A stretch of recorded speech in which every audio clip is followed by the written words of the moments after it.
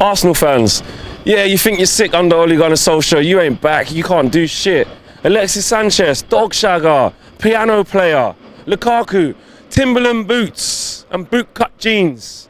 Well, today he went in the skinny fit jeans and Balenciagas, baby. Even Lukaku was oozing today. Sanchez, absolutely loved it. Listen, we've beaten Arsenal by 3-1. I'm still here at the Emirates, still doing videos. I'm so happy, I'm over the moon, over the moon. I'm gonna give a big shout out to Ole Gunnar Solskjaer because I said in my preview, the only way I was going to raise eyebrows is if Lukaku started the game, because I said I didn't want to see too many changes. And we saw a total of 5 changes today. 5 changes today. The Herrera one, I could kind of understand it, you know, deep down.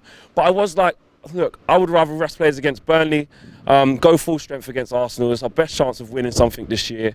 I don't want to see too many changes. But to be fair to Ole Gunnar Solskjaer, man, the changes he did made, they absolutely worked. They worked, man. Like, that is props.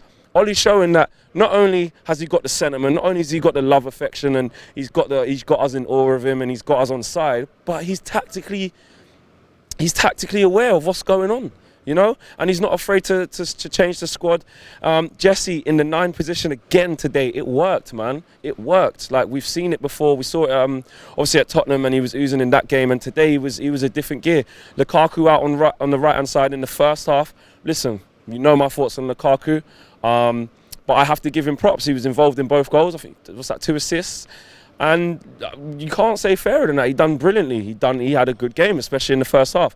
Second half, his old habits started to come back. He started to, you know, misplace passes, not hold on to the ball, and we made the changes at the right time, which again is kudos to Ole because he could see the way that the game was going.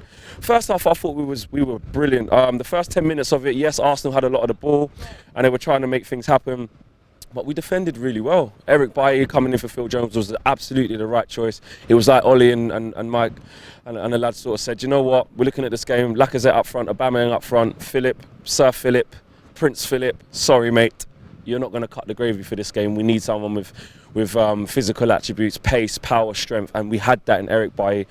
And next to Mr. Cool Hand Iceman, next to Victor Lindelof, this guy, you know, it's like a similar story to Vidic that seems like it's building, you know, in terms of terrible first season, struggled to find his feet, but this season he's been absolutely fantastic. So big kudos to him. So I have to say, Ole, the changes that he made, every single one of them worked. Alexis scored, Lukaku had 2 assists, Romero made some very good saves. He didn't have a lot to do, but what he did have to do, he did well. And Bailly played well. So the changes were absolutely justified. And obviously Shaw came in for the lot. And I thought he had a fairly decent game.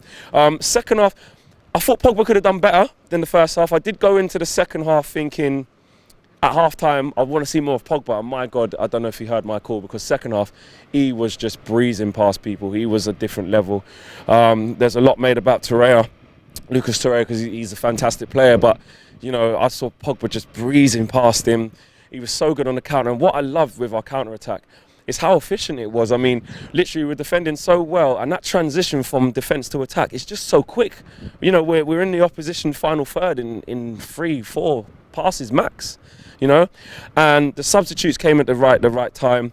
I thought Alexis, you know, he did well. He's still coming back from injury, remember. He's still not as sharp as we want him to be, match sharp anyway. He's been training well, yes, we know.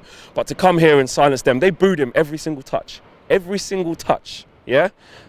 Aubameyang, tap-in merchant. See? Did say it. I said the tap-in merchant. He's a good player. But, you know, apart from the tap-in that he scored, he didn't do shit. Where was he? I didn't see him. Do you know what I mean? Iwobi was probably their biggest threat, which I don't know what you guys made of Ashley Young, but I thought he did a fairly decent job. I think the fact that Iwobi was getting on the ball a lot, maybe stopped Young going forward as much as he would like to. But he did his job. I thought Luke Shaw, maybe going forward again, he could have done a little bit better, but again, was solid at the back and composed. And it was, you know what, when we went 2-0 up, I was thinking, just get to half-time. I was very annoyed that we conceded just before half-time, because then I'm thinking, God, is it going to be one of them? Are we going to lose concentration? Because we had to just see that half out and get to 2-0. But we didn't do that. When I saw the replays of the goal, we kind of missed clearances. Luke Shaw left Aubameyang at the back post as well, so probably should have done, well, definitely should have done better there. But I liked it, you know, they came at us in the beginning of the second half, and we just soaked it up and absorbed it and just hit them on the counter. Arsenal fans will tell you that it was because of the injuries that they had to their centre-halves, and I can understand that to a certain extent. If we lost Lindelof and Bailly today in one go and had to bring on Jones and someone else at centre-half, then it would affect us. I get that. But them lot were just talking to Spurs fans, laughing at Spurs fans yesterday for blaming injuries for them losing. So I don't want to hear it, man. You know, at the end of the day, Jesse Lingard, moonwalk. That's what I mean. I said it. Strictly come dancing at the Emirates. I called it. You know what I mean? I said 2-1. I was treated to 3-1. But it could have been more today. I think, you know, we were really good. And especially when we obviously got to 3-1, then we just started enjoying ourselves. Good finish from Martial as well. From the Pogba follow-up. My man of the match, though, I have to say, is Herrera. I thought from start to finish he was magnificent. And he has those type of performances that I think you really have to look at the whole game in depth to be like, to pick him out as man of the match, because it's easy to pick the Pogbas, it's easy to pick the Rashfords or the Martials because they're skinning players and they're sticking the ball in the back of the net. But what Herrera's actually given to us is balance, is tenacity and organisation, you know, and that's what I'm seeing. He's infectious on the team. His pressing, his discipline, his organisation and his passing. You know, he's very underrated how good he actually is on the ball, Herrera, as well. You know, he's one whose contract's up in the summer. We're talking about signing up the likes of Martial on long-term deals and obviously De Gea, and rightly so because they are our top assets. But people like De Gea, we need to sign him up too for a good few years, I would say, because I think he's instrumental in that midfield. He allows the likes of Pogba to go forward and do what he does and keep playing the way that we are. I have to talk about Lukaku because, listen, I banter the guy all the time, but today it wasn't boot cuts and Timberlands. It wasn't. He was in skinny fits and Balenciagas, mate. He was saucing on him in the first half. His hold-up play was good. His runs were good, I have to say. And his choice of pass was excellent, obviously 2 assists. But in the second half, I have to be honest, the Lukaku started creeping back in, the regular Lukaku. So listen, props where it's due. I always want to say props where it's due. The first half performance, I thought he was brilliant. Second half, I thought he started to fade a little bit. His bad side of his game started to creep back in. But again, kudos to Ollie because he noticed that and realised what needed to happen and he made the right changes. Should he start against Burnley?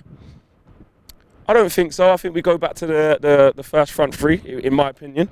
But what we do know from this game is that there is scope for Jesse to play as the 9 and Lukaku to be outside on the right, because if you do get Lukaku just running at defenders, so he hasn't got to think about it, he hasn't got to do any link-up play, all he needs to do is make the run and you run him through the channel, he can be more effective. I have always stated that. His strength is not the link-up play, control, holding up the ball. We know that. He's clumsy.